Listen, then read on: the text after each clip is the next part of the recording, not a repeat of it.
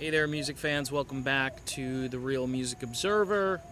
My name is Dave, observing real music in real time, talking about real people in the process. I've been analyzing and pursuing this whole squabble between Neal Schon and Jonathan Cain. The idea of songwriting credits now has reared its ugly head via Twitter and other places. People posting the 45 of Don't Stop Believin', the original 45, which yours truly probably owned. Although, I'm almost certain I went out and bought the whole album when it was available, the Escape album. And, of course, the songwriting credits say it's Neal Schon, Steve Perry, Jonathan Cain. Maybe not necessarily in that order. I was told that the first person listed on songwriting credits actually wrote more of the song. I'm not sure if that means they get more publishing. I'm not sure. But the point being is that if you go over to John Cain's Twitter account, it says the guy who wrote Don't Stop Believin'. And, as you know, I've been defending John a little bit, also kind of throwing him under the bus a little bit here and there. Neal Schon is really mincing no words over on Twitter. And Twitter is an effective tool because someone tweets, you can retweet what they tweet without you actually saying it, but you're more or less endorsing what they're saying, which I find at times a little cowardly because it basically says, okay, I'm not going to say this, but I'm going to tweet what someone else is saying because this is what I believe. But that's Twitter. And Twitter has become a bit of a battleground between these two guys, although Cain, other than more or less saying that Neal should be grateful and should be happy and, life is good and all that good stuff, Neal has been a little bit more vociferous in his defense of his... And here's the other part of this I think that's a bit irritating. Neal Schon... His account is called Neal Shon's Journey, okay? Now, it's not Ross Valerie's journey, right? I know Neal is the brain. I know Neal is the pioneer, the guitar player. He's been there since day one. And he's got every right to kind of claim himself as like a founder. But that doesn't sound like a humble guy who's giving props to other people. I mean, Steve Perry... he's known as The Voice. Now, Neal Schon, he's a great guitar player, but no one has called Neal Schon the guitar. You may believe that. You may think that Neal Schon is the best guitarist in the world, and you could make an argument for that. I think you'd get arguments back about Jimi Hendrix and Eric Clapton and a few other folks. I'd give arguments for people that you've probably never heard of. Who play guitar. Larry Carlton, if you've ever heard of him. Just saying. Okay, so my point being is that it's not just Neal Shon's journey, and it's not just John Cain's song, Don't Stop Believin'. And I think these guys have both kind of gone off on ego tangents a little bit. Of course, you want someone to buttress your point of view, to basically validate what you're saying. And Neal's got fans that are like, yeah, John should shut up.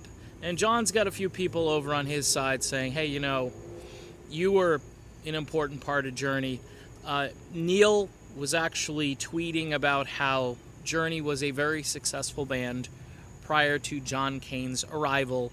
And we, meaning himself and Greg Raleigh, brought Cain in because Raleigh didn't want to tour anymore.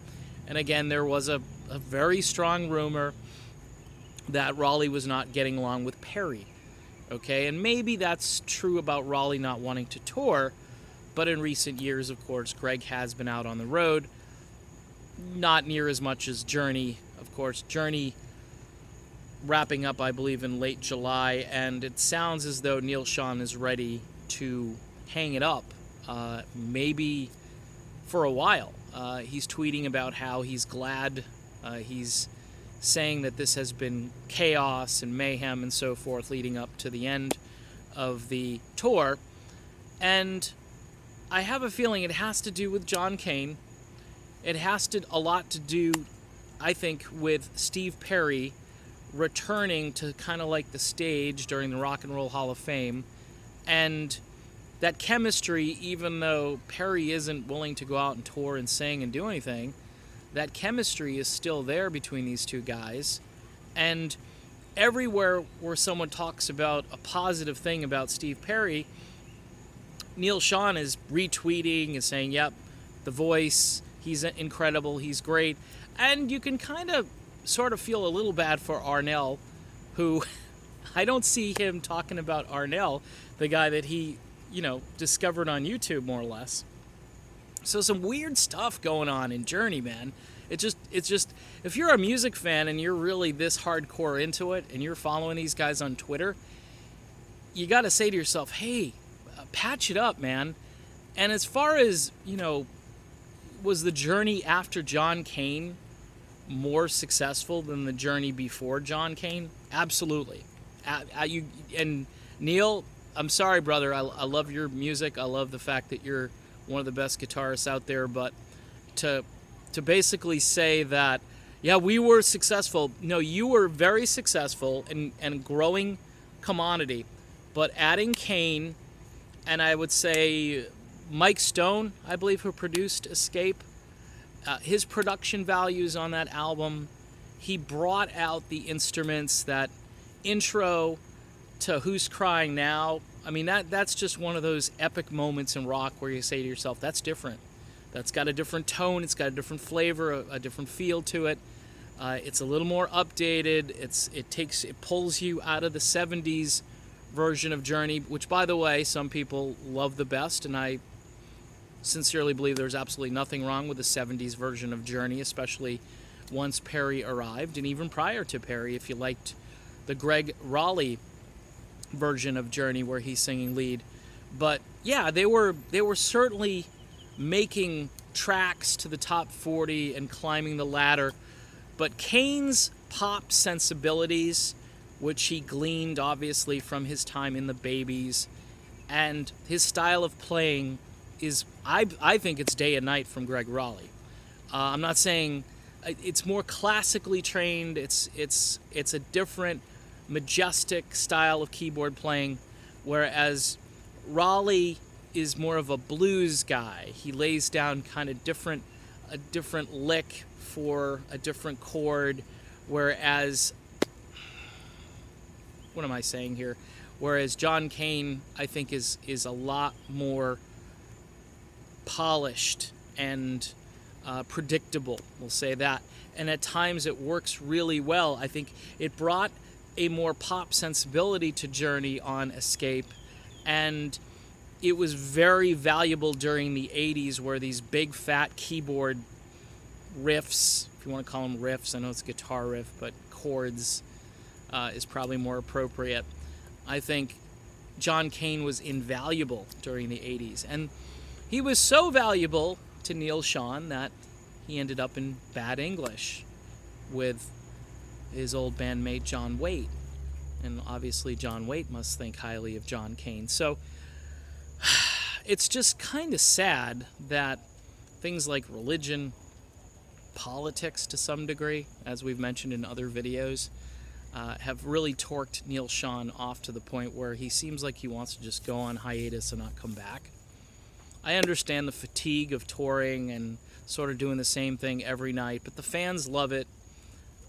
Complaining about it and complaining about your bandmates who've helped make the band better, I think, is probably not a good idea in the long run. And I actually tweeted that to Neal. I said, hey, cutting down John Cain every day, whether it be about his faith or his associations with, the President of the United States via his wife, which, by the way, I haven't seen John Cain on his page tweeting any political stuff. It's all about faith and all that, and if you're not into that, you're probably torqued off by it. But